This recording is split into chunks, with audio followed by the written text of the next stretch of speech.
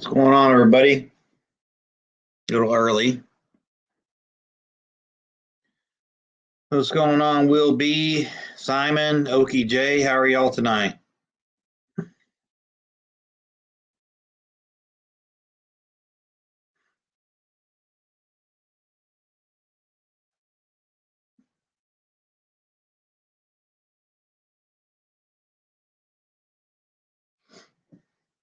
Can y'all hear me okay?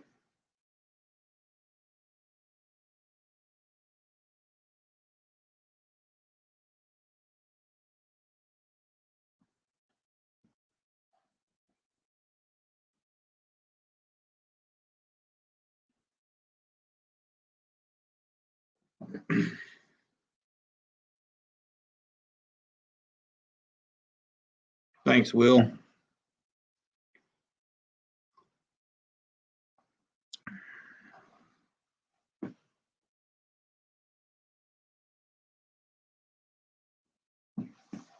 It is cold. You got that right. Hey, Sean.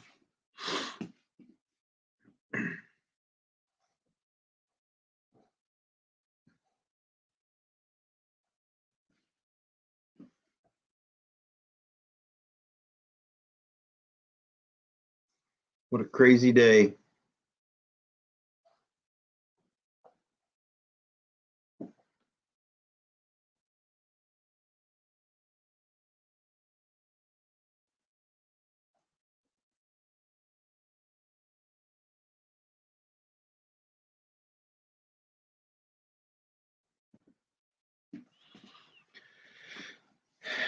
It was super cold. It's that damn north wind down here. We're at about 45 degrees, but it feels like it's 23.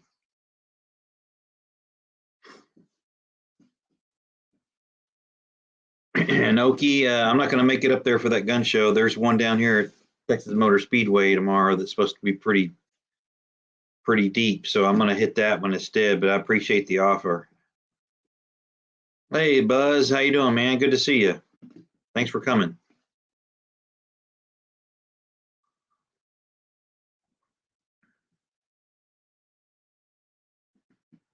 It's a little early here and try to let some more people get up in here.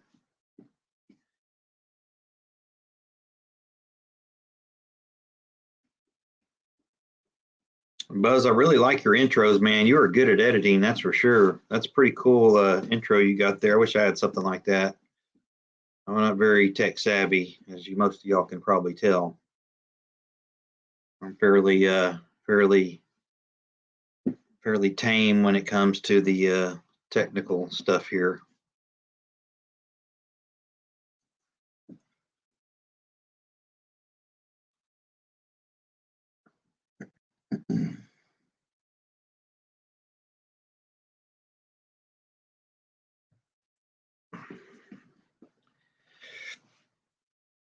Internet's been acting kind of funky the last couple of days. Oh, that's even better, Buzz. Damn, you lucky dog.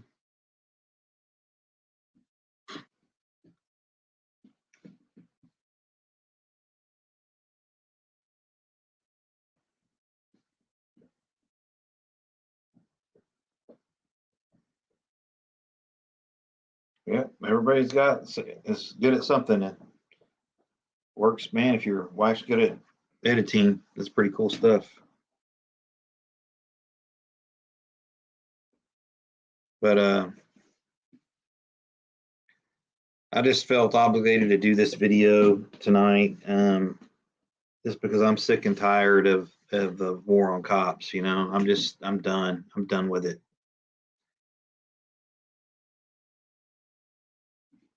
Hey, Wendy, thanks for showing up. Good to see you.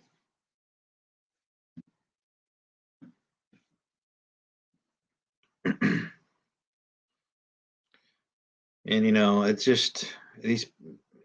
I know people have their reasons and experiences with you know, police, so they say, you know, with bad, you know, incidents and things like that. But um, you know, we'll get into that a little bit, why that is. But we've got to do something because we don't want to end up with no cops, and that's where we're headed.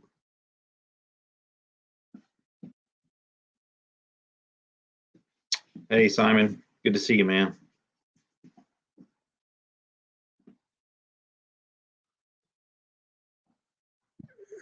Yes, illegal immigrant.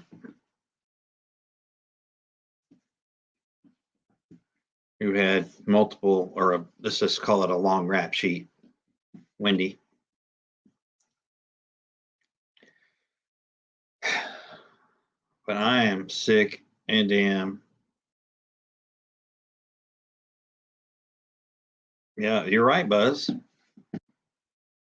Now, I've never worked patrols or, I never worked the road, if you will. I've always been in investigations.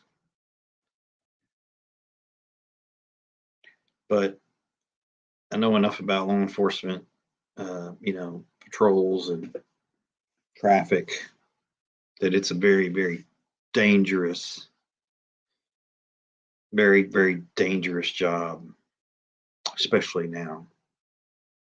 I'm telling you that people are leaving in droves and they're going to be done and they're not going to be able to replace them. But it may be all part of the plan, you know?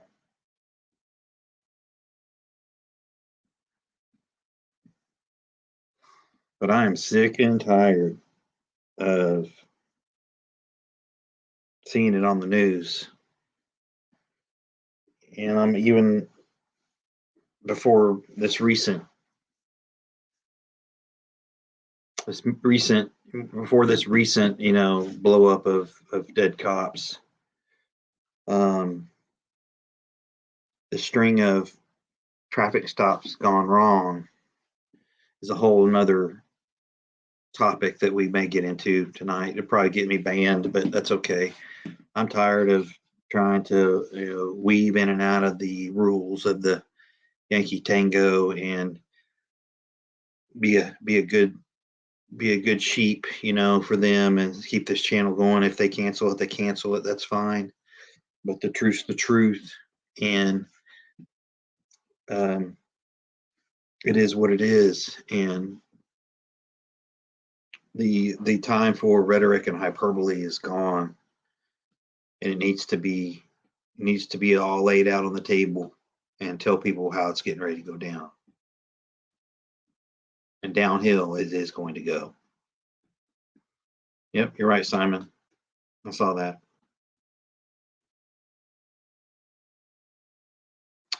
I'm sure that some of this stuff is probably cartel related,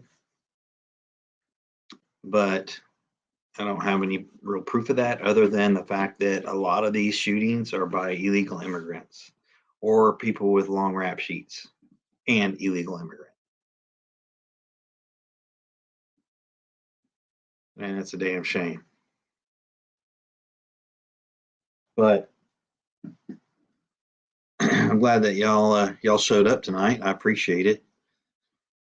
Hey, Lewis, good to see you.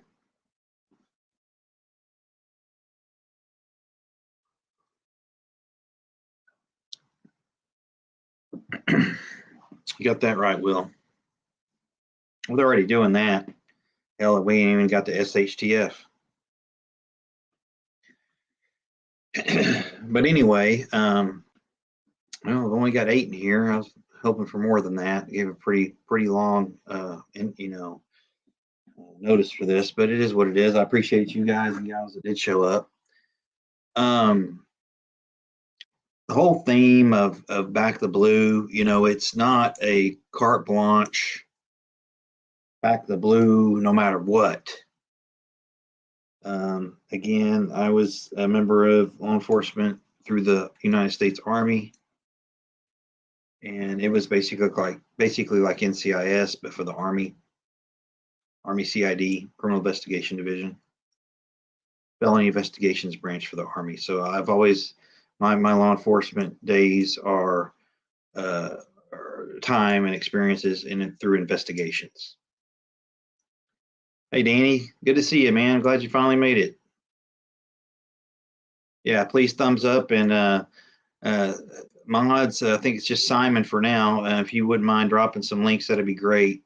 I would appreciate it. So I'm coming from a quasi law enforcement background. Like I said, mainly in investigations, felony level investigations in the Army. We had all kinds of investigations, everything from general crimes to drugs to God, you name it. We had counterfeiting cases, we had assault, we had any type of felony, and you had a lot of action, unfortunately. But it is what it is. The whole point of tonight's video is to back the blue. They need to know that there are the majority of us out here are law-abiding citizens. Number one, number two, we support their uh, their profession. We support them getting back home to their families safe. We support the fact that they do a very, very risky job for very low pay, and that's just a fact. And it's just going to, that these, wives and then husbands of female officers, at home, they are telling them to get out, do something else. That that's a daily conversation. It's not worth it. There's easier ways to make a living. There's safer ways to make a living, and that's all true. That's all true. But we are going to end up with less police. And due to the fact that we are going to end up with less police, so prepare yourself for that. And I'm not saying that to be brazen or intimidating or paranoia. I'm just telling you that every one of us, especially the ones that don't consider themselves very fully aware, need to seriously up your security game.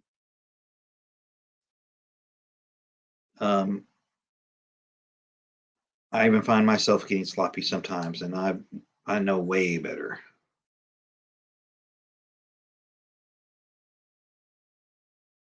So we need to come to the realization that one side of this country supports law enforcement mostly full-heartedly, and one side of this country basically does not. And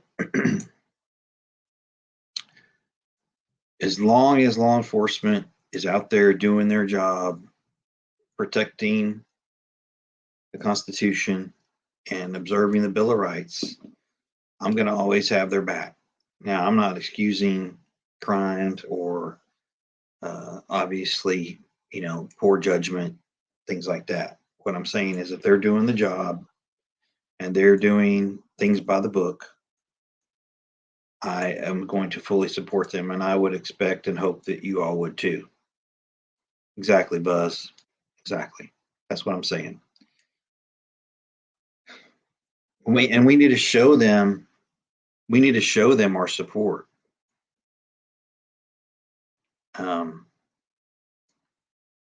I got stopped the other day in a small town.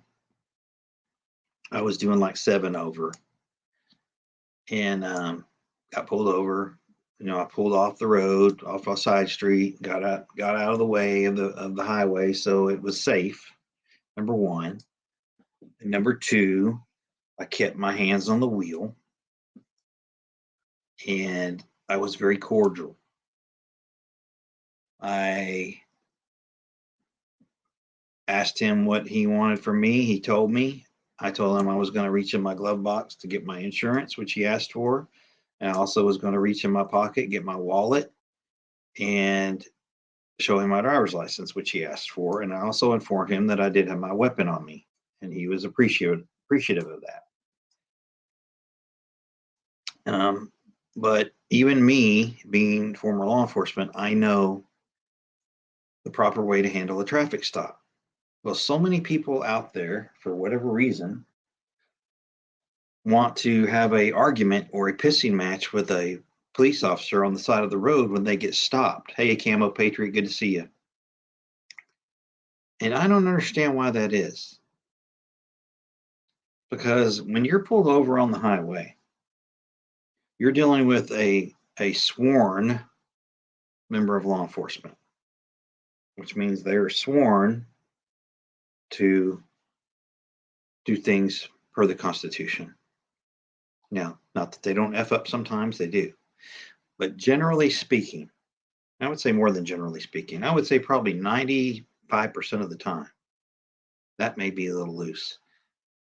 98% of the time, when a traffic stop gets heated or ratcheted up, it's usually the fault of the driver or somebody in the vehicle other than the cop. So I don't understand what is so difficult about keeping your hands on the wheel and making sure that that officer knows that he's safe. And so I want to make sure as a citizen that that officer knows that when he's dealing with me, he's safe. That immediately brings down the temperature and the anxiety in a traffic stop.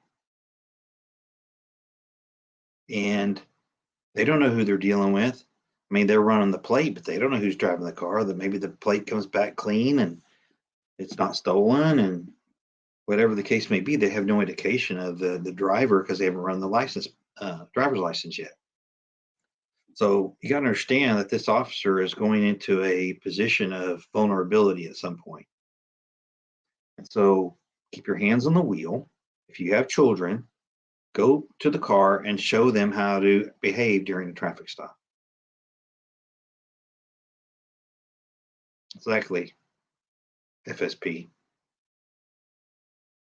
If you had a kid that was a cop, you would probably be saying the same thing. You know, you would want your kid to come home safe. I'm sure parents of cops sleep very poorly right now. Same with military service members. But talk to police. Don't. All right. Thanks, Buzz. Yeah, you bet, Buzz. I'll check it out. Thanks for coming by. Y'all check out Survival Buzz if you haven't. He's got a good channel.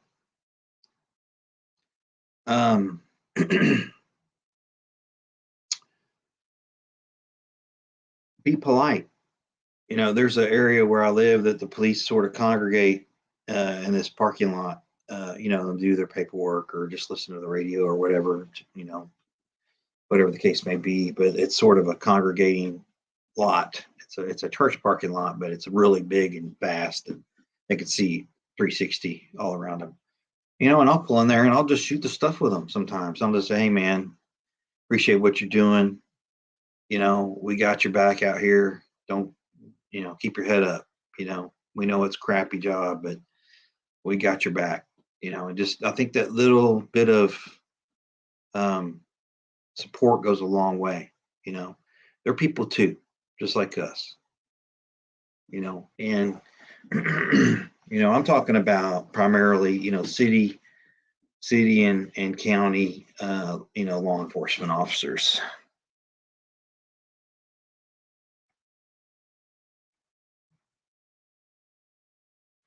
And so these cops that had an incident in Houston, they all survived by the grace of God. But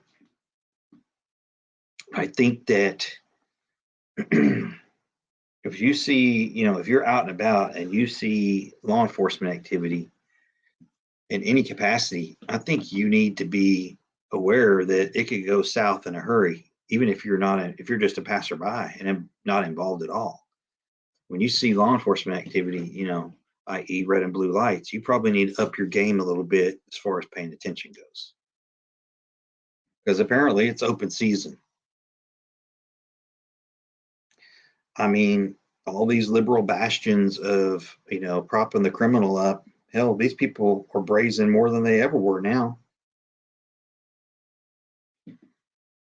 They think that they can operate with impunity. They can do smash and grabs and steal from pharmacies in broad daylight, push people into front of oncoming subway trains, everything that they want to do, they feel emboldened because they've been supported by these leftist ideologies and these leftist politicians that somehow keep getting elected into power. It's amazing. So these are either the most corrupt politicians on earth, or people and voting for them are really stupid.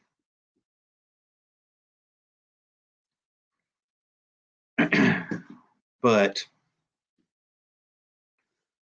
cops are very leery.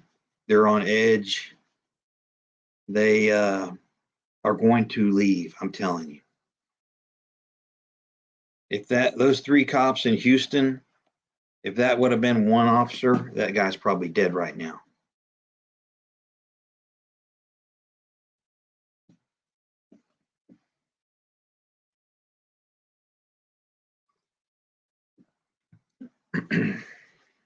I always carry wherever I go. I was at a birthday party earlier this evening with my grandson and one of his buddies, and you know what? Damn right. Nobody knows I'm very good at what I do. Not bragging, it's just the truth. Been doing it for a long, long time, and it's just a part of me. And you know what? I'd rather be safe than sorry. And to me, we have an obligation as law-abiding citizens and patriots to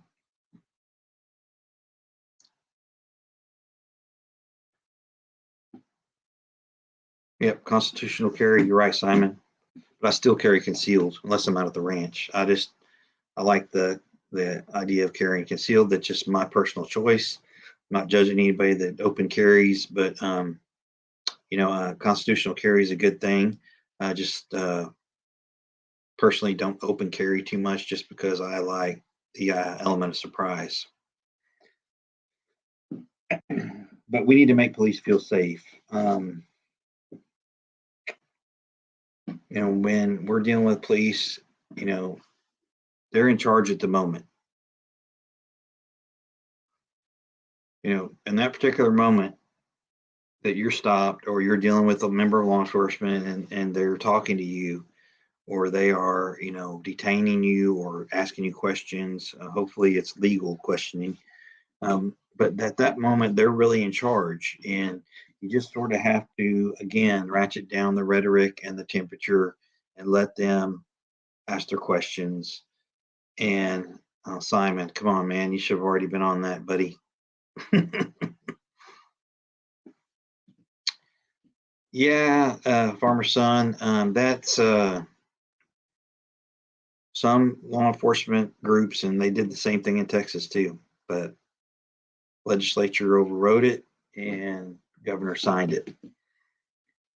There's a couple of things keeping Governor Abbott's ass in power right now. It's probably one of them is the constitutional carry, and 2, the fact that he's really trying to do something on the border. Hey, Kentucky, good to see you.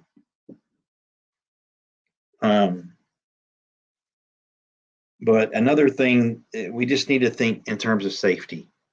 And I know that there's a lot of people in traditionally low income areas that just don't trust the police. But in reality, it's people in those communities that need the police the most. And by all this defund the police movement, all they've done is further alienate their neighborhoods from getting good policing. And so all the race baiters, they should be very proud of themselves for further denigrating their communities and making them unsafe, more unsafe than they were before.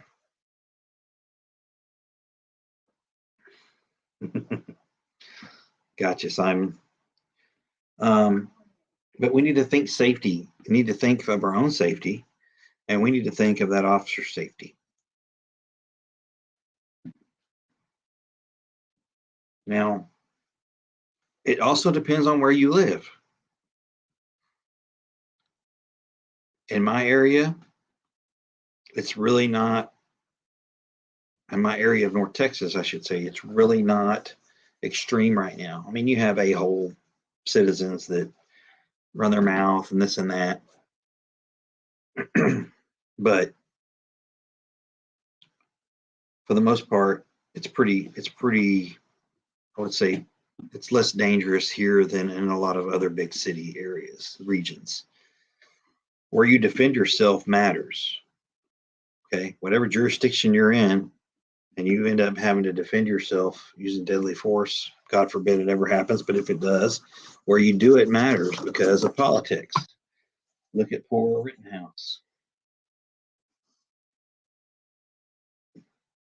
I mean, that poor kid, you know, but he did what he had to do, and he's alive today for it. Um, one thing that we can also do, in terms of personal security and enhancing that is, and now there's a lot of mixed reviews on this, a lot of different temperatures from people on this. You might consider at least talking to or learning more about a neighborhood watch if you've got one, or if you don't have one, maybe start one. Now, you're going to run into people that are, trying to cowboy things and let's go patrol the neighborhood. I'm not into all that. What it should be is a form of communication between neighbors that keep their eyes open and call when there's something going down. That's sort of what the neighborhood watch should consist of. And if anything else, it's a good way for you to meet a local officer because they typically have officers that are assigned to community outreach. At least in my city there are. And you'll be assigned one, and then every quarter you'll have a meeting with that officer and just kind of communicate, open line of communication type thing, tips on making things safer and being aware and reporting, things like that. I would also, if you haven't already, in your particular jurisdiction, enter the police or sheriff's non-emergency number in your phone. Non-emergency number. Sometimes you can get all right, Kentucky. Sometimes you can get a more direct response and talk to a supervisor in the non-emergency method versus 911. I'm not telling you don't call 911 if it's an emergency. I'm just saying if you've got something you need to report or, a fender bender or whatever, use that non-emergency number. You sometimes will have a lot better luck and you get a faster response. As far as response times go, you need to be expecting very, very slow response times and or no response at all. That's coming. They're even telling you it's coming.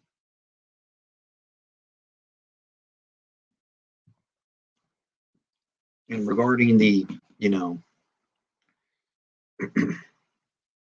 that's another good one too, FSP. For those of you that do carry your handguns or long guns or both in your vehicle, when you get stopped or if you do get stopped, one of the first things out of your mouth while your hands are on the wheel is to inform that officer that you do have a firearm in the vehicle and that you're licensed to carry it, blah, blah, blah, whatever the case may be. Yep, there is, Simon. You're right. Citizens Police Academies. That may be another good place. I didn't even think of that. That's good, Simon. Yes, Simon, exactly. Number one, you need to know the law in your jurisdiction. You need to know what use of deadly force consists of. What situations are you allowed to use deadly force? And you just need to make sure you're right. And if you are involved in an altercation where either shots are fired and or deadly force is implemented, you need to keep your mouth shut until an attorney is there to represent you. Even if you know that you're right. Hey, TP, good to see you. Even if you know you're right, keep your mouth shut. No talkie.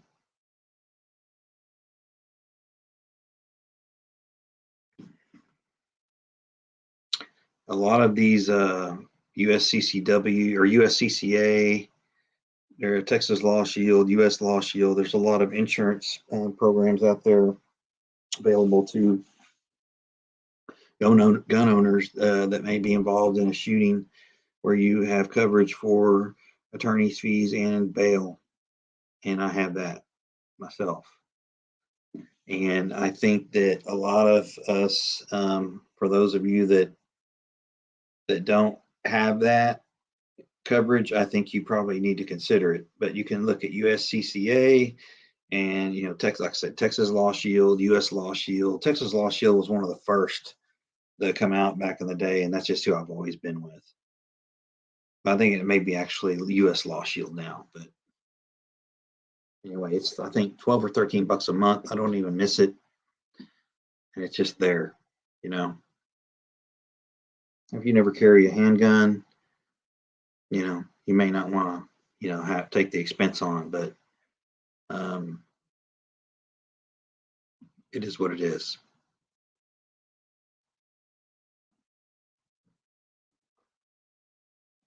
But freedoms are under threat, and I think the left wants it absolutely as chaotic and as radical as it can be, short of civil war. I think they want to be able to come in and say it's so dangerous that we have to implement martial law. And I think they want to, in the end, I think they want to fully federalize the police, just like in Europe, in Germany in particular. Germany is a federal operated law enforcement entity from the bottom to the top. They all wear the same uniforms, drive the same vehicles. Now they have customs and like they're equivalent to the FBI. That's a little bit, but they're really part of the national police. They just have an offshoot like detectives, security services. But thanks, God. It's good to see you, brother. Thanks for showing up. Hey, off the wall. Good to see you, man. Thanks for showing up. But I think that they fully want to, at some point, federalize police so they can control us. And think about it. Who in their right mind? I mean, what good would come from letting the country go to hell in a handbasket?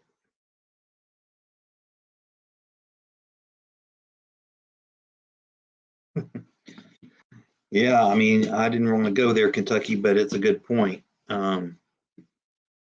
It seems like Potato's hell bent on getting one started regardless, doesn't he?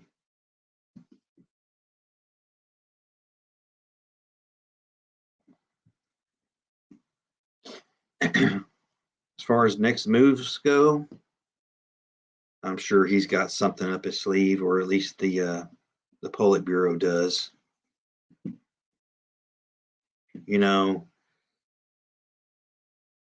Putin is very good at divide and conquer, and he would love nothing more than to divide up NATO, have it busted up, and he's got even more power.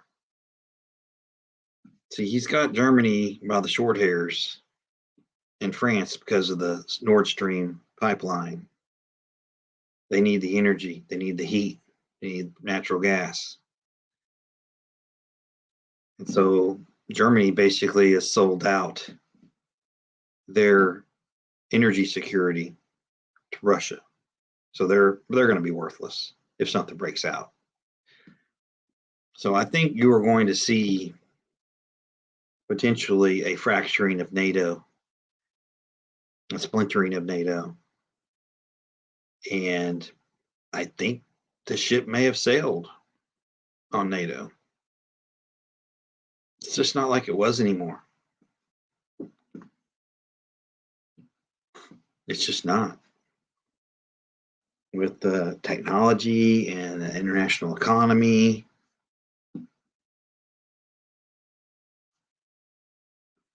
and there's just more equality internationally, than there was even 10 years ago. More parity, I should say.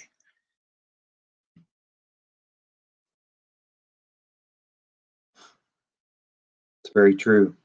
And not only that, you've got the other red states, the big C, Iran, the NOCOs. And so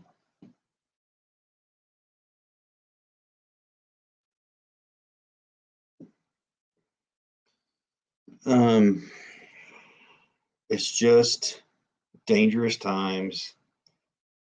This is definitely the wrong time to have this type of ineffective and impotent leadership in the United States. But we all know that Vladimir has his window, and he knows it's a limited window.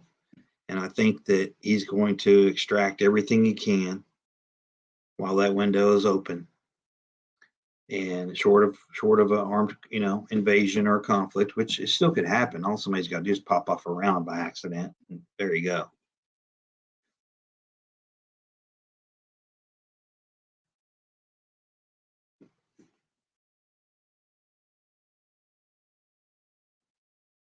Let's get off the wall.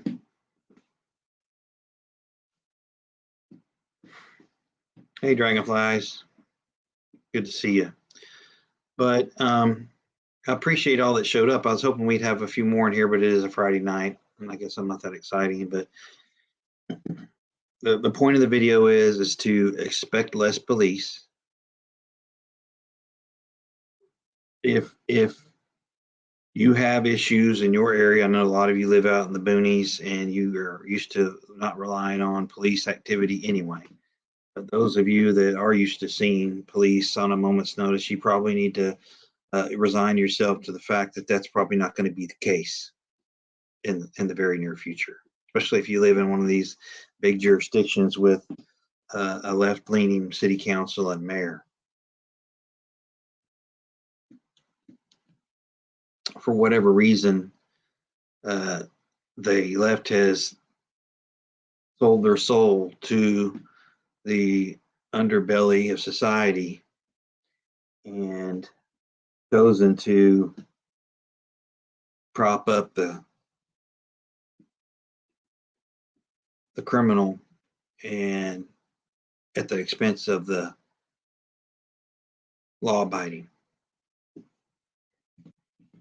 And so again, I've said it before and I'll say it again. If you live in one of these trash jurisdictions and you don't see the voting changing to alter the course that you're on, you need to consider moving to a jurisdiction that is more in line with your values.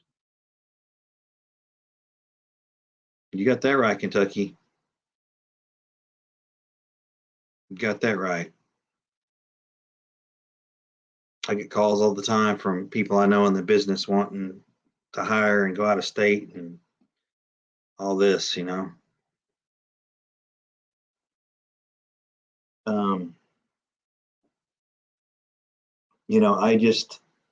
I just have a bad feeling that they're leaving in droves now, and I don't see it getting any better. The other thing too is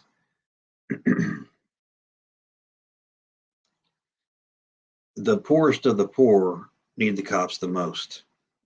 And if you listen to the real people that live in these areas of desolate towns and the ones that are desperate for security, you're going to see, in effect, less community policing, because these cops don't want to go into anywhere they are continually being threatened. And what you have is the race baiters, the race hustlers, the Al Sharptons, etc. that get a community up in arms and have them believe in a narrative that doesn't really exist.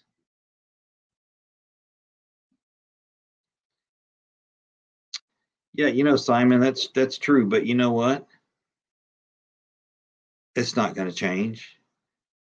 Uh, I don't. I think the police have taken such a hit, socially and otherwise, that they just don't trust the leadership. And it's the Minneapolis was the one of the first to try this defund thing, and they were just shocked. They were just shocked that it took so long. They were shocked that homicides went up so much. I mean, how stupid can you be? Well, you think you defund the police and they're just going to want to run out and just get to the calls faster with less people and less equipment? These deranged city council people and mayorships, these people act like they're doing the police some kind of favor by letting them be police. Like the police ought to be thanking them for protecting the community. It's the most bizarre stuff I've ever seen in my life.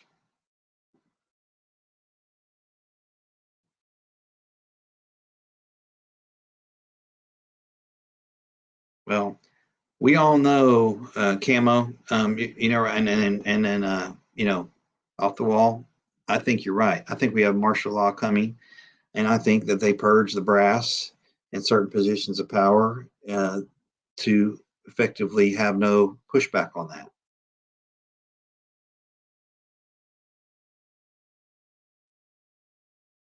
So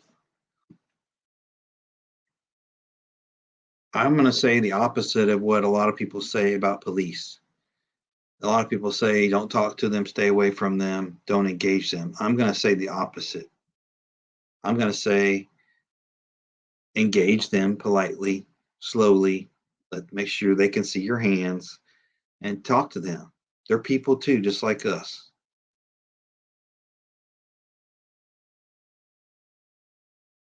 And again, I'll say it again. I've said it a bunch lately. I'll say it again. I'm going to support the police until they give me a reason not to.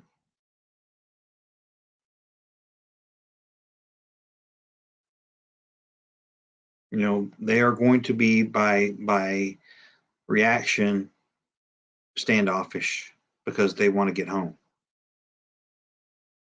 They are going to be skeptical of most people, even more so now.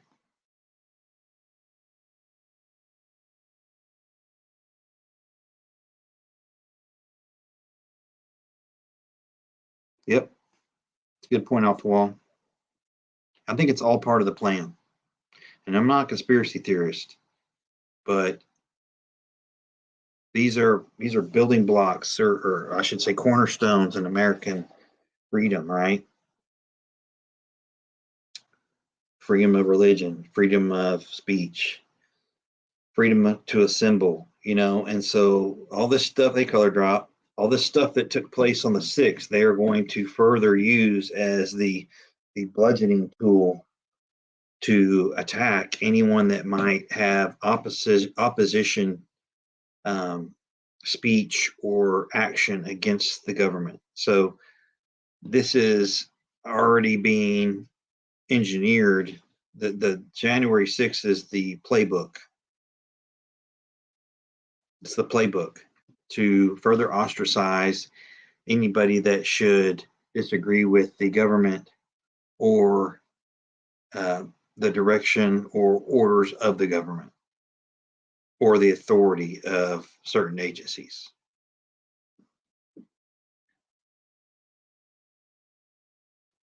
I don't think the left is stupid. I think the people that voted for them are stupid. That's what I think. They do not learn their lesson. And I knew as soon as these two Georgia Senate seats went to a runoff, it was over. It was all over but the crying. There was no way the left was going to let those two seats go to the right. It's right off the wall. I knew that they were going to lose the Senate because they knew how many they needed to get, and they got them. This was why they want to further engage this Voting Rights Act. They want to be sure this time, extra sure.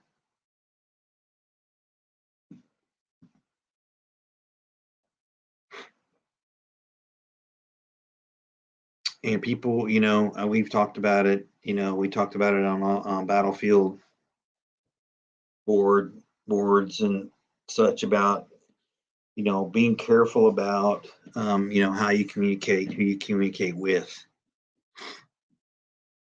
And you also need to be creative where you put things and store things and transport things.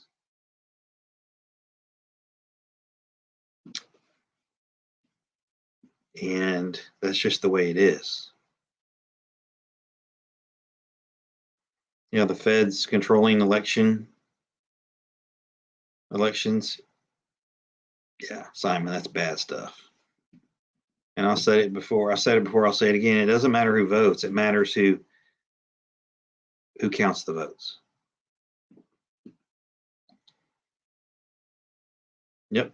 It's all part of the plan. I mean, I think there's so much going on. There's so many balls in the air right now that you can't keep your eye on them. So again, I think it matters where you live. Heart of the country, Tennessee. Hey, Mountain Grandma. Tennessee, Arkansas, Missouri, Mississippi, Oklahoma, Texas, these little swaths, slivers of freedom. And, you can go out into Kentucky and Alabama, of course, and Florida, these slivers of freedom, these freedom zones, it's different. And we got a couple people in Texas running for governor against Abbott that I think they're going to be pretty, and I like Abbott, don't get me wrong, but I think we might have to make a better choice because it's getting ready to get way worse.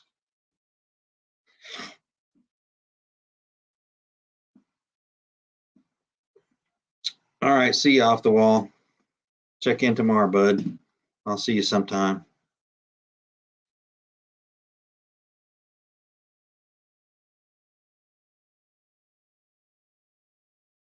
Oh yeah. Yeah, just think if they put old Harris on the Supreme Court and you got old Nan popping in.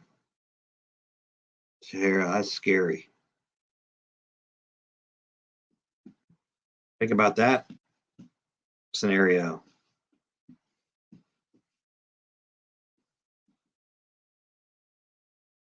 Abbott, yeah, color drop. No doubt he's a seasoned politician.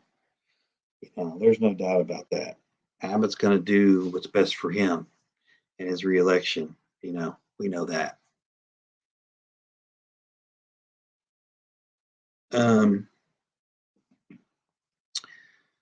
But like I said, the only things I think saving his bacon right now are the constitutional carry and the fact that he's trying to secure the border with what resources we can muster. He should have done more on property taxes and I would say just general, not secession, so to speak, but more of an individual approach to that of the United States. And I like Colonel West as well. And Huffines might not be bad either. He sure talks a good game, but he's a pretty seasoned politician. I'm sure he could say anything. But I like his style. Of course, I like Colonel West too. But again, the whole reason of tonight's video is to lean on the people to try and support law enforcement as much as you can, because we're going to end up with many less of them. Even in my state of Texas, they're done. They're sick and tired of it. Unless they're in a soft jurisdiction where all they're doing is writing speeding tickets, they're not really gonna be interested in sticking around. I mean, there's safer ways to make a living. Exactly, Kentucky.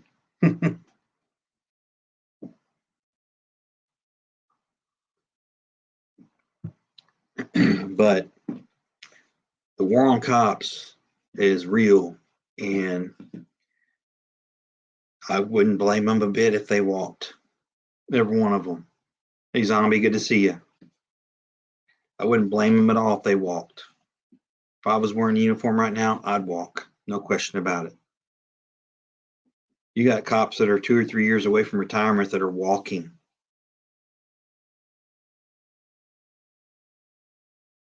And we talked about that color drop. We talked about the fact that we're going to, I'm personally going to support law enforcement until they give me a reason not to. And, I would hope that most of you guys and gals would do the same. But we have to engage them in, we have to let them know that we got their back as long as they're doing the right thing and they're protecting the Constitution and the Bill of Rights, then we got their back.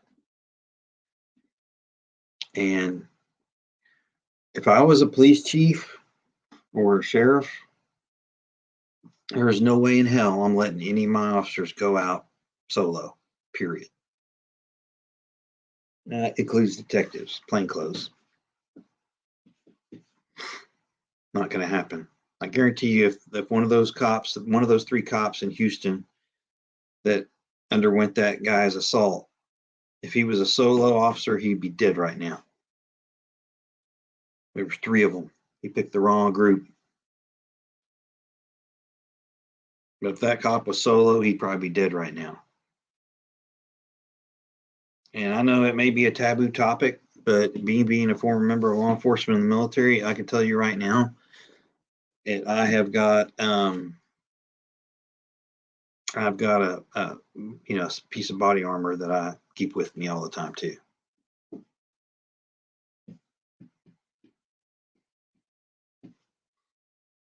And I would seriously, if you can even get the damn things now, I don't know if you can. But I don't wear it around, all the time, but I've got it with me, just like my long gun. And domestics are the worst. And it's just like ambushes and having a domestic situation. Number one, domestics are always the most volatile call that you can get because there's so much emotion, right? Because usually there's kids involved, and it's already bad. Same thing here, Kentucky.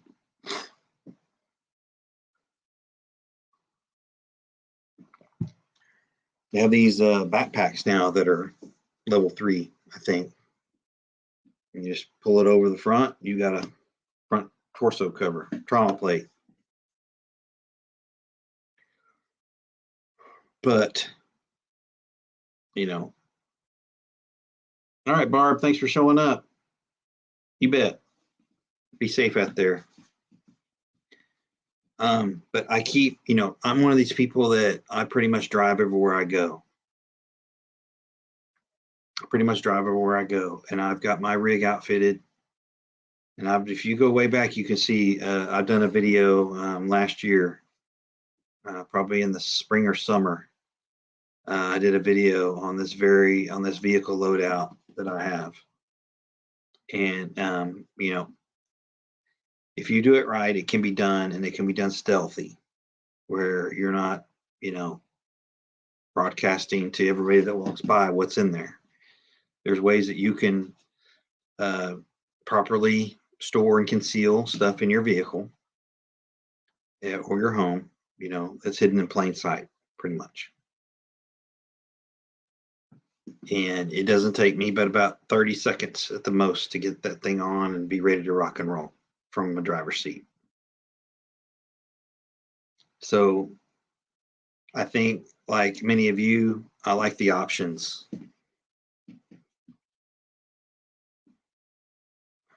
And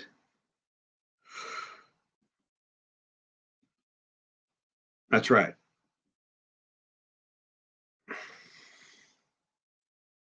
Yeah, some of them are like, so they're stab proof, and some of them, I think the level twos are good up to, what is it, like 357.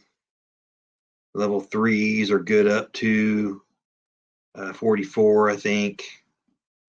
And they're some are stab proof, some are not. Having a stab proof vest, is pretty impressive because, the chances of you taking a knife are pretty good too if you're in a combat situation.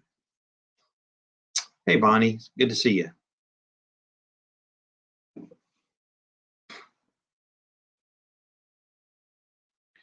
And it's important that, if you're going to be out and about on a regular basis and you're in various jurisdictions and various situations, it might make sense for you to have a vest.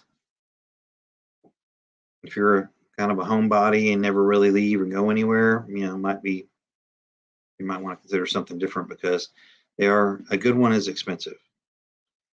And there's a company called Legacy Security. I think it's Legacy Security. Let me look up. I'll put a link up there. If you can get them. I'm not sure right now, but they're all on back order.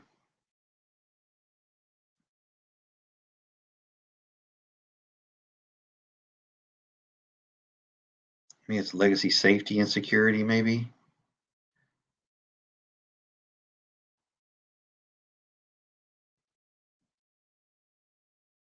Yeah.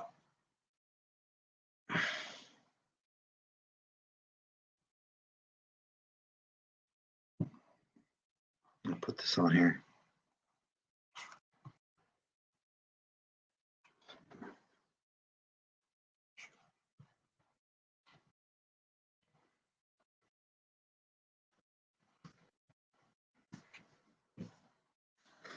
Check them out. There's lots of different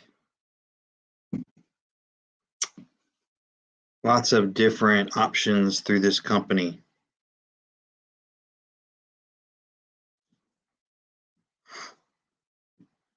Lots of different choices, price lines. Hey, Carrie, good to see you. But I bought a couple of different items from this company that is listed here, and there's another one from Carrie.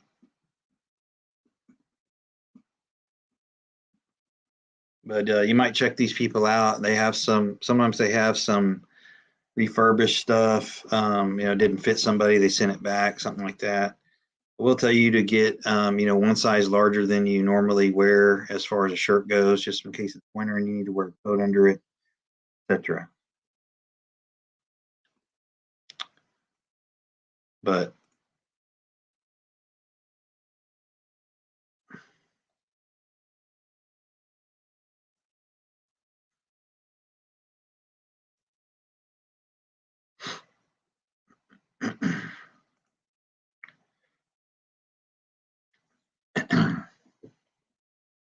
but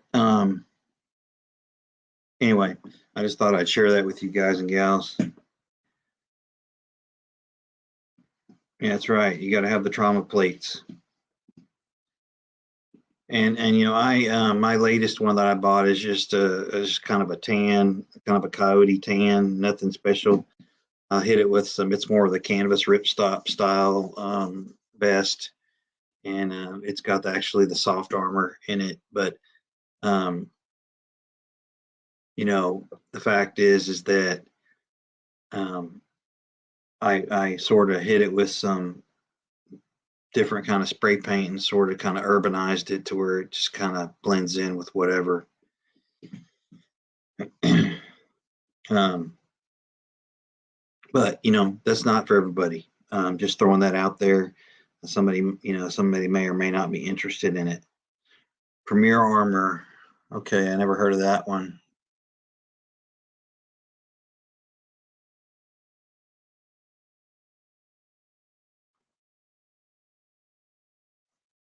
Yes, that's very true, Kentucky. Don't skimp on, you know, body armor and ballistic helmets are not something you typically want to go cheap on if that's something you're interested in. I also have a Kevlar, brain bucket too. Let's hope it never comes to that, but it may.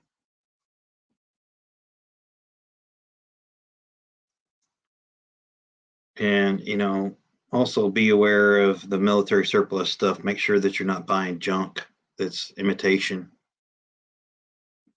You can always tell if you look at the tags. There's always a certain type of tag that is included with the, I would say, genuine military gear. Um, so, again, it's important that we support law enforcement. I would not hesitate at all to help law enforcement person in distress at all. It's unfortunate that a narrative has been seeded and harvested in this country that law enforcement is, against the people. Of course, Mountain Grandma. And they're just people too. Yeah, they are. I've been wiping them out myself here. Um, there's also armored blankets. It's kind of like those weighted blankets, kind of, or something like the old lead blanket you wore in the X-ray room. Sort of like that. And if you're really, really tight on budgets, there's also I can't remember the website, but there's a company that specializes in like the old UN style blue, navy blue, old school level. I think they're level 2A vests, but my God, it's better than nothing if that's all you can get.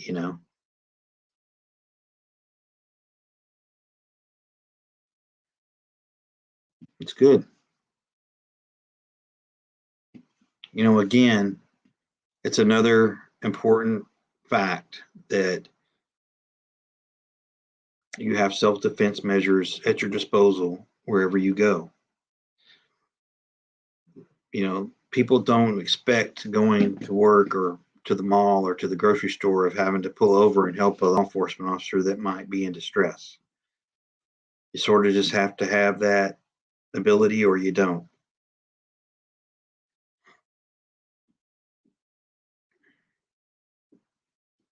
And we need to quit just saying that publicly we need to quit showing just support at funerals. We need to show support all the time. And it takes courage, especially in today's climate, to come out and publicly support law enforcement. It does take courage because there's so many people that feel the opposite. And again, the people that typically raise the most hell about cops, probably need cops the most, but they've been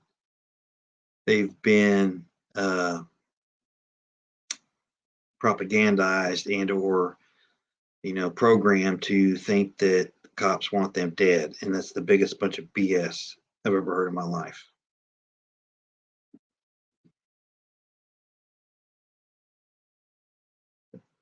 Oh yeah, that's true, Kentucky. They're good at faking that stuff too. There's a store near me called something tactical, and they got the fonts up on the building side of the building. It looks like serious, like, oh, cool, a tactical shop. You go in there and it's all airsoft crap. It's a joke. But we need to start supporting law enforcement. And I'm not telling you have to agree with everything that every one of them does.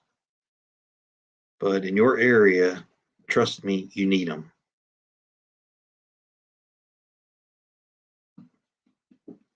And they need us too. I mentioned that before. And I have no problem with putting this on my vehicle at all. Something else I'm going to encourage any veterans in here. If you're a veteran, you need to, or you don't need to, I'm just advising you, I'm giving you my opinion. If you can, if you're interested, you need to go check into your state license plate requirements and see if you can get your military issued plates for your vehicle. In Texas, all you have to do is show your DD 214, and they will issue you branch specific license plates for your vehicle. And to me, that since I've had those plates on my vehicle, and since in Texas they also will put your branch and your veteran status on your driver's license. Since Texas did that, I've been stopped probably 1 or 2 times a year, and I've yet to get a ticket. Knock on wood. And I didn't even have to invoke anything. I just was polite, respectful, acknowledged that I appreciate what they're doing, and I always get a written warning. Hey, Valerie, good to see you. And so, if you're a veteran, I would encourage you to go get those plates. I think every state pretty much offers it. Maybe some of the blue states don't, but I think most red states do offer some form of veteran specific or branch specific license plates for veterans, and they're free of charge. We just have to pay the regular registration fee, but the plates, even though they're specialized plates, they're free to veterans.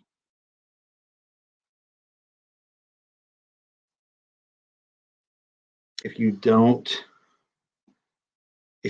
have, if you can't do that or your state doesn't offer that, at least go get some license plate frames. You can get custom ones made that go around your license plate that might say veteran, U.S. Navy or whatever, U.S. Army. I think when a cop sees that and they're pulling you over, they immediately,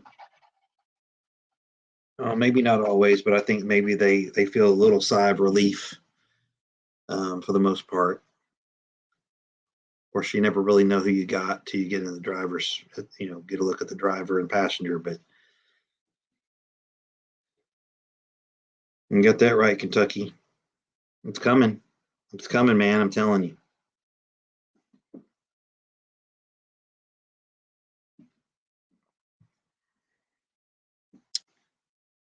Another thing too, if somebody knocks on your door, they don't have a uniform on, or you're not expecting them, you don't know, you shouldn't open the door.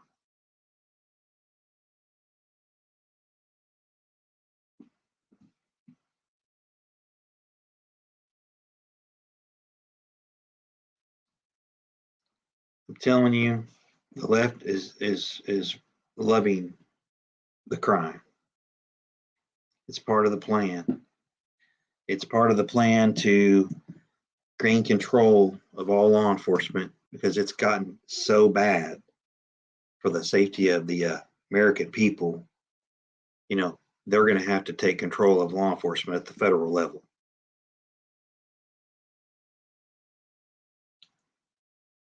And then you'll have a police state. Absolutely, farmer's son. I've been telling people that for months now. How the hell do people walking around? How do they live in a place with no peephole, or at least no way to look at the front door from a secure position before they open the door? I don't get that. I don't get it at all. You can get a cheap ass camera and put up there above your door. You know, they don't hardly cost anything anymore. Hey, Southern, good to see you.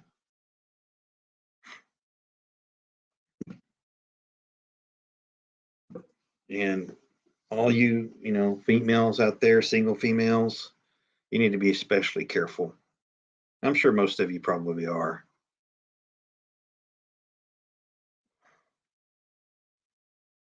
Back in the old days, the sheriffs in Texas had a thing called the sheriff's posse, and it consisted of citizens, in the county that were sort of I'm not going to call them deputized, but it was a group of like-minded, law enforcement supporters that would be called upon in times of crisis and chaos, and even like missing persons, things like that. Of course, this is mainly back when they were on horseback and such. But I think that we need to teach the kids too that if you've got a kid that's getting ready to start driving, please pull them aside and take an hour, 30 minutes to an hour, and go out and teach them the proper way to behave during a traffic stop. I mean, everything from pulling the car over to putting it in park to rolling the window down to listening to instructions and commands and answering, and all while doing this, hands on the wheel. It's not really that difficult to teach. They ought to teach it during driver's ed if they don't.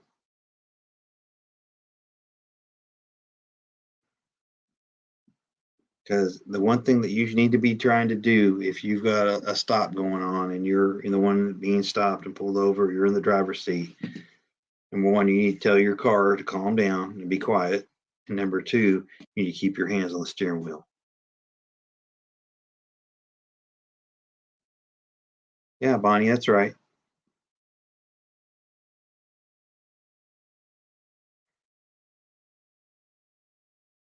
Good, Carrie. In Texas, some have them, some don't. I think it's up to the sheriff.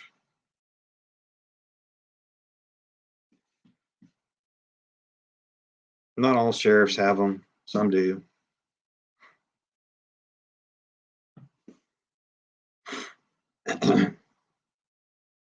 We want to make the police feel at ease. We want to make sure they feel that we got their back and that we support them. And we understand the trials and tribulations that they're going through, and that we want them to know that they're supported, and even though we don't want to get a ticket, we still support what they're out there doing. Like I said, generally the person that ratchets up the rhetoric and the heat in a traffic stop is usually the person sitting in the car. For whatever reason, some people think that they just have the right to be a dipshit and start a problem. And you know what? A good chance they might end up getting themselves killed when they do something stupid.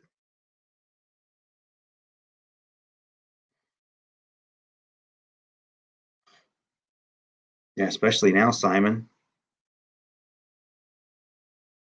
because who knows what's going to happen, right? But like I said, folks, if SHTF goes down like a lot of us think it's going to, you forget about the damn police, okay? Because they're not going to give a shit. They're going to be out protecting their own asses and their own families and their own homes. Get that through your heads right now. You get a full blown SHTF event, the cops are going to be gone. And I'm not saying that to slight cops at all. Hell, I get it. I wouldn't be looking to save anybody either. You're welcome, Southern. Thanks for that. But think about it. they're people too. They got families. They're underpaid. They're underappreciated. And it's gotten 10 times more dangerous for them since basically the BLM movement started. All right, Farmer Son, see you. Be good. Appreciate it. um,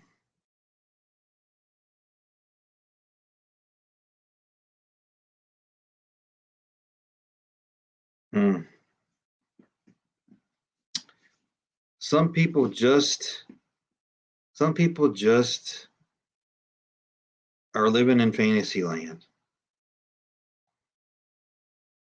If you're stopped by the police and you do what you're told to do, you don't reach for anything, you obey commands, you don't try to drive off, guess what?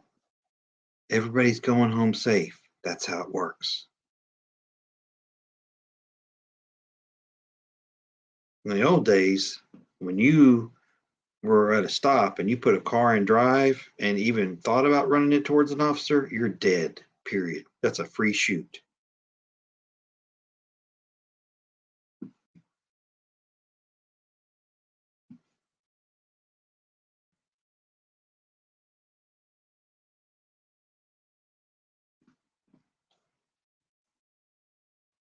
The officer is the sworn person. That's the person that took the oath. I'm not saying they don't make mistakes. What I'm saying is that person is in charge at that moment. They're in charge on the side of the road at that moment, or on that scene, or at that home. They're in charge at the moment. They're sworn for a reason.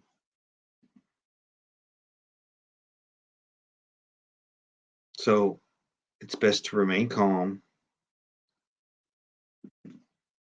and they will get to you eventually.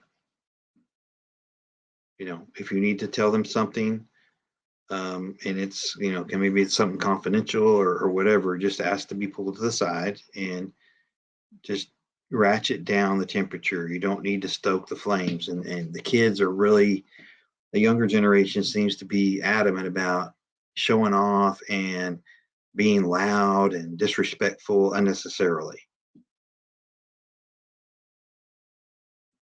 They do, Simon. I don't understand it, but they do. So when I got stopped the other day, I had my grandson with me, and we were done. I said, "Did you see how that happened? Did you see how that all that went down right there?" And everything was fine, wasn't it? He goes, "Yes, it was." He said he was real nice. I said, "Exactly." And I made sure he gave me a written warning, and I made sure to tell that officer that I appreciated his time and his professionalism. And not only that, but I sent their chief an email and said the same.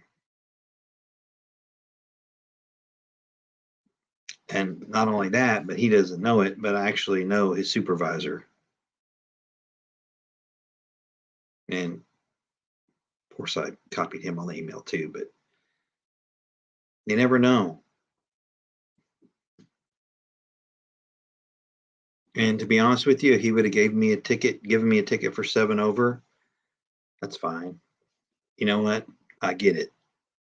I'm probably due for one, to be quite honest. But it was just simply a oversight on my part. I take that road all the time, and I just probably was daydreaming or something, and he caught me. Nevertheless, it all worked out great. No ticket, no fine. Everybody went home safe. And my grandson got to see how an actual traffic stop should take place and what you should do. And hopefully he'll remember that. When I talk about grabbing kids at a young age and teaching them how they're supposed to do things and how they're supposed to prepare and how they're supposed to react when stuff happens, this is the kind of stuff I'm talking about. They need to see hands-on how stuff works. And that the picture that they're painted in school, depending on where they go to school, depending on the politics, may not be the real world picture that they need to learn.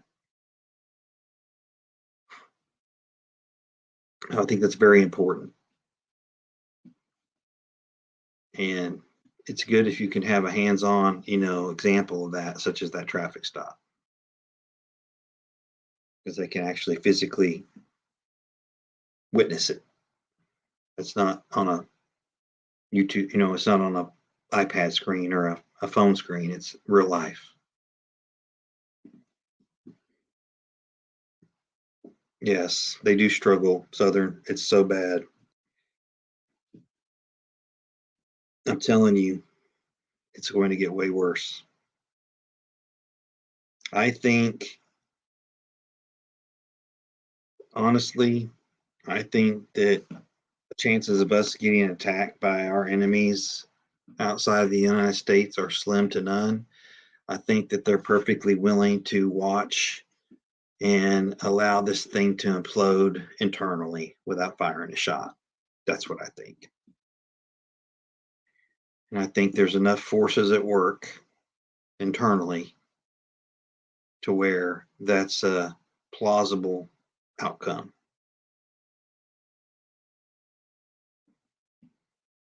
What do y'all think about that?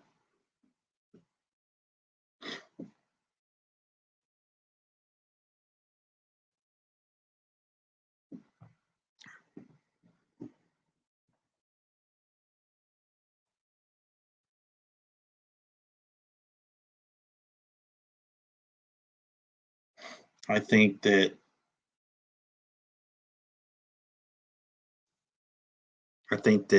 we have so much volatility internally in this country, engineered, you might add, that our enemies are just going to sit back and just go watch it happen. And it's a real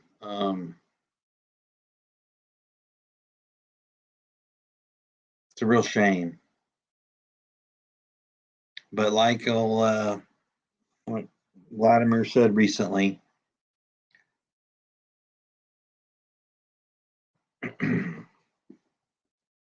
we've done a lot of stuff in the world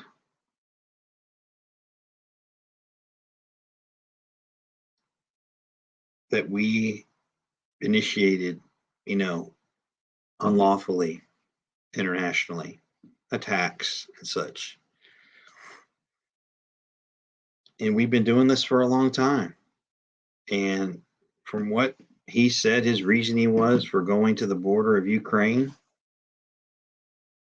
I don't agree with his methodology, but the reasoning he at least provides for his decision to do so, I can't disagree with it, about indiscriminate bombing and,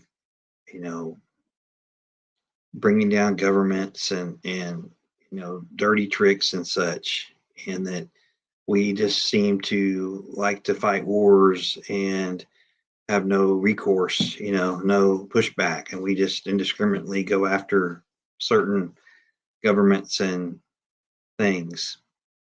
And so I think if Russia was putting missiles in Mexico or Cuba, we would have a problem with that. Or if we were poking and prodding and threatening to do such, or trying to enlist a neighbor, an enemy of mine, to becoming part of NATO, like some say that we have. We say we haven't, but who knows who to believe. But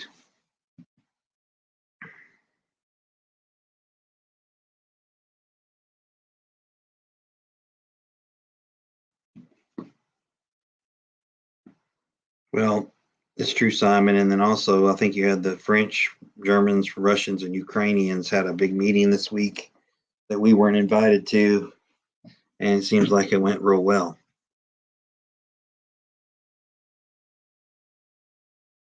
Exactly, Kentucky.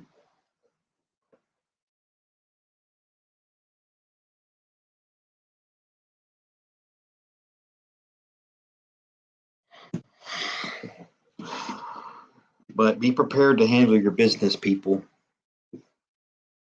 I'm sure most of you are.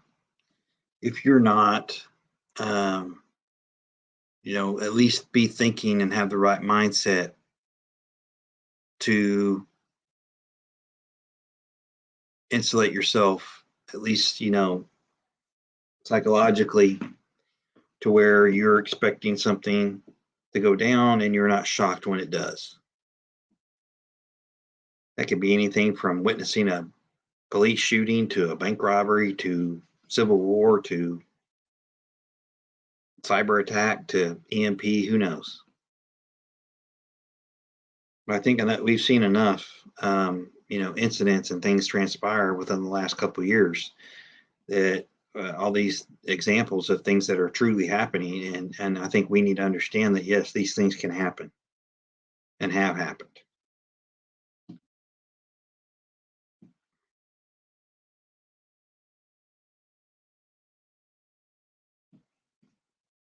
But again, I'm not endorsing every cop out there, and I'm not endorsing every decision that's been made by police. Just carte blanche. What I'm saying is that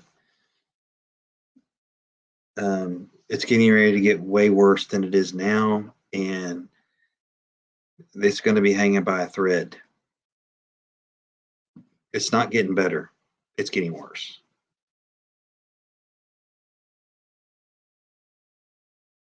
That's right, Bonnie. Yes, you can't be ready for everything. That's very true, Simon. But I think you need to be ready for something.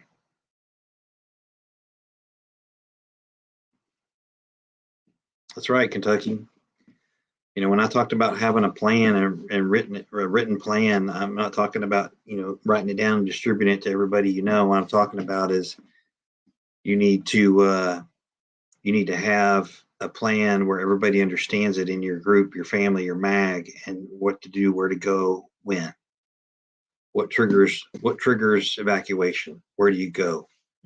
If that route's blocked, which route do you take? So on and so forth. Be ready for something. And I think you need to prep for a general consensus of multitudes of things happening.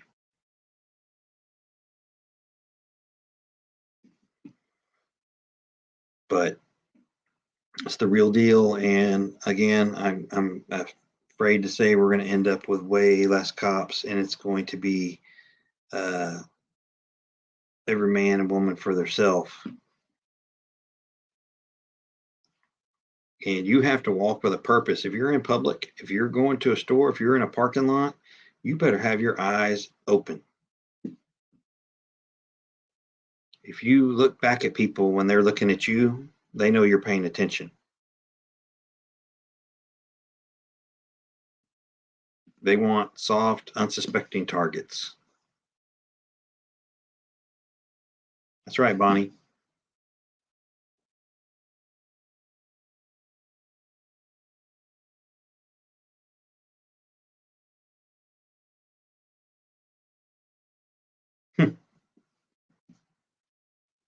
I believe it, Bob. I'm sure they'll start messing with me. They have a little bit already, I think. Seems like I get 5 subscribers and then lose 10. Exactly, Kentucky.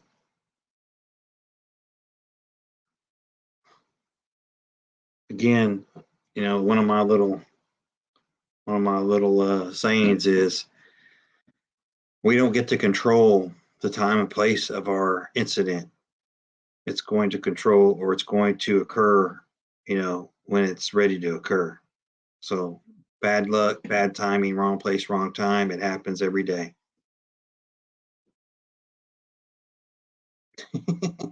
I like that, Bonnie.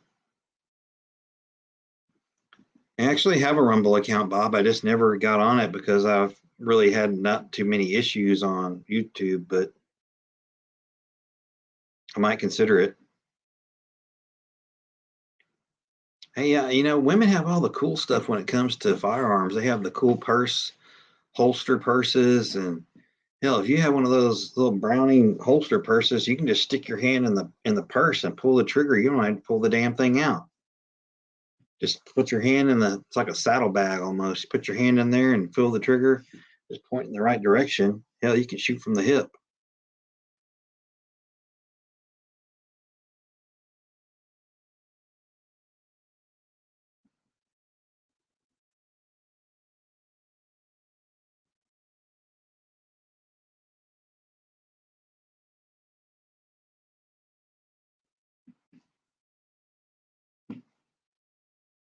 Yeah, I'll think about it, Bob. I just got to do it, I guess. I just never have really used it too much. I don't even remember what my login is, but I had one for sure. I think it was just pretty new actually when it first came out. And I just went over and grabbed an account real quick just in case, more of a backup situation. But I'll check into it. It's a good point. I'm going to tell everybody again that your survival and your security go hand in hand. And I don't know about where you live, but where I live, there is plenty of 2A items on the shelf. I was in Academy this week, and there was not an empty space in the cabinet, the glass cabinet. It was all full. There were some empty spaces on the long gun stuff up top behind the counter, but the glass case was absolutely full. I haven't heard anything specific other than this government we have is trying to ratchet up the rhetoric more. And I don't know who to believe, quite honestly. And I think we just need to wait and see what happens, because it looks to me like one side is trying to poke the bear.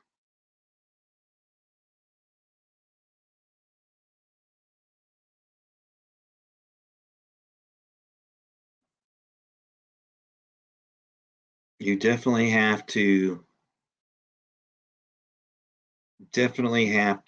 keep your eyes open. If it doesn't feel right, boogie.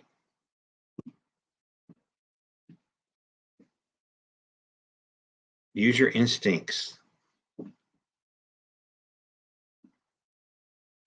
Like I said before, yeah, that's right, Simon. You got that right.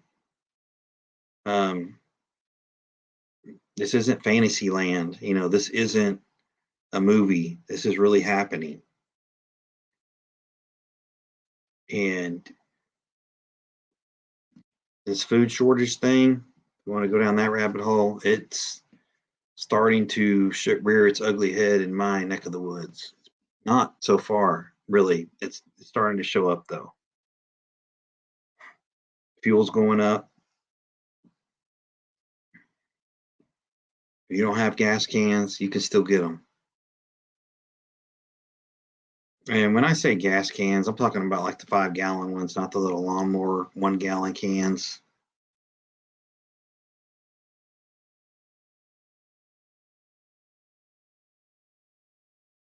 You have to be able to know how much fuel you need to keep on hand to get through a couple rough days of only having a vehicle to power stuff with, or to get out to your location that you're evacuating to.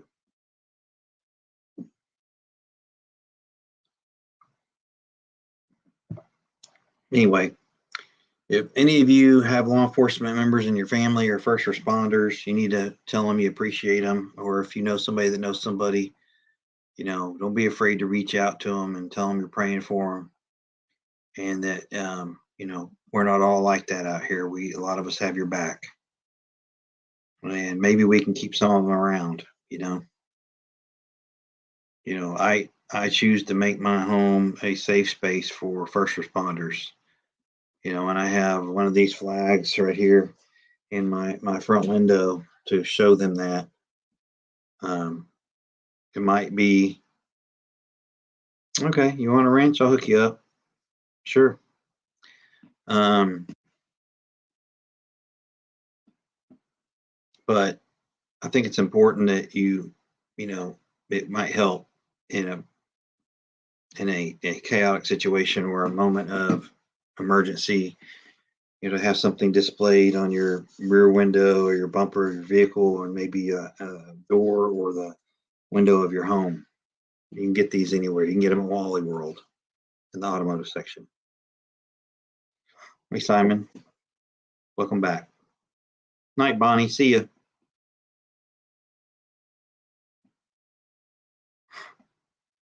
But, I think everybody gets the point. I think, whatever your feelings are about law enforcement, yeah, they write tickets, but around my area, you really got to be driving like a maniac to get a ticket. It's really, people drive crazy here. I'm not saying I don't drive crazy. I try not to, but it does happen. Sometimes you got to drive crazy because everybody else is driving crazy and you don't want to get run over. But I wish everybody a safe weekend. I'm not sure what happened to him. I just know that he was in ICU.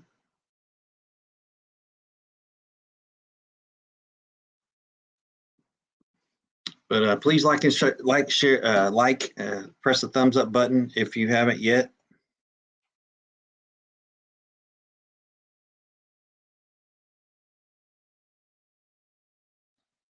Every little bit helps. And don't be afraid to wave to them. If you're passing by a cop, or you're at an intersection, or you're at a light and there's one next to you, give them a wave.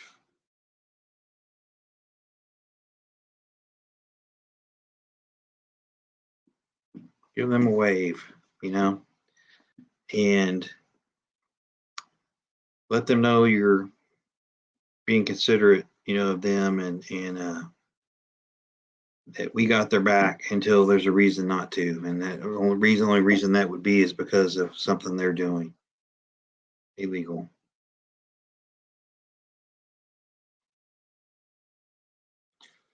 But anyway, I know it's Friday. I'm going to let you guys and gals hit the road, and hopefully we're all on the same page with this. I just felt like there was so much death and sadness around these recent murders that we needed to bring it back to, reality, and let these people know that we got their back. And, thanks, you too, Okie J. And I'll let you know what I get if I get anything. I'm really just looking at trade. I have an AR 7.62x39 that I'm trying to trade for a pistol, AK pistol. So hopefully I'll be successful. We'll see.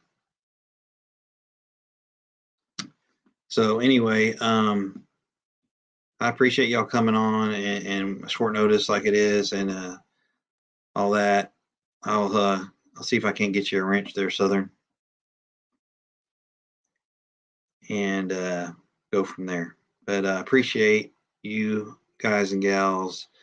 Hopefully we can keep this thing going, and don't be afraid to reach out. I've given my email last couple of lives I did. If you're interested in conversing, you can reach me at that email. If you go back a video, I think my last video, live video rather, live stream, you can see my email on there. So don't be afraid to reach out if it's something you want to do, and we will take it from there. Everybody have a safe weekend. Please keep your eyes peeled, keep your head on a swivel, keep prepping, stack it deep, and always remember, long live the Republic. See y'all later.